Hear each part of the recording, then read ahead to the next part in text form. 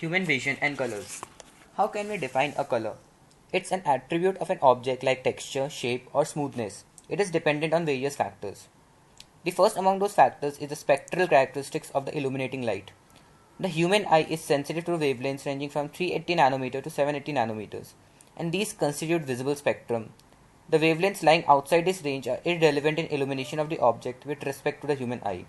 Let us consider the following image. In the left image, illuminating light is yellow while it is blue in the right. Blue cubes in the left are of the same color as yellow cubes in the right. They are both actually just a neutral gray. The next factor is spectral properties of the object and its reflectance in particular. When we see an object as blue or red or purple, what we are really seeing is a partial reflection of light from that object.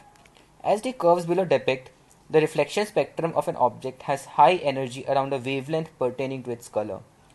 Perceived color also depends on spectral characteristics of the photoreceptor, which can be a camera or the human eye. For instance, colors appear quite different to a dog than they do to us. The reflectance of the neighboring objects also influences the color. Here A appears to be darker than B, but they are exactly the same shade of grey. Because there are cues in the image telling you to imagine that B is in shadow, you interpret it as a light colored square made darker by being in shadow. The photoreceptors in humans are broadly of two types, cone cells and rod cells.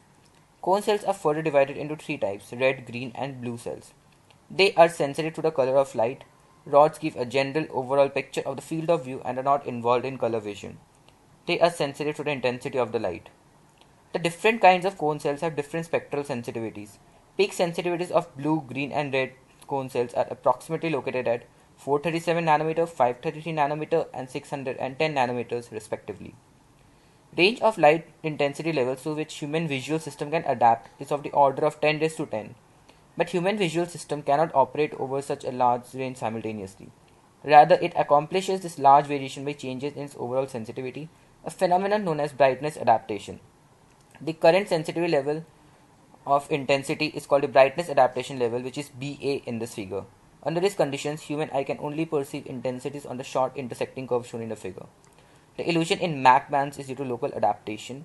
If you look closely at this grayscale, it appears that each band of gray has varying density. The left side of each band appears slightly darker than the right. This is because the left side is bordered by a lighter shade of gray.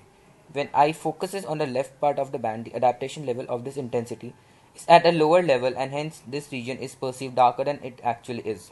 Human eye tends to overshoot or undershoot around boundary regions of different intensities. They are the same shade of grey block separated by a white strip. Now we can see that they are the same solid shade of grey. Thank you for watching.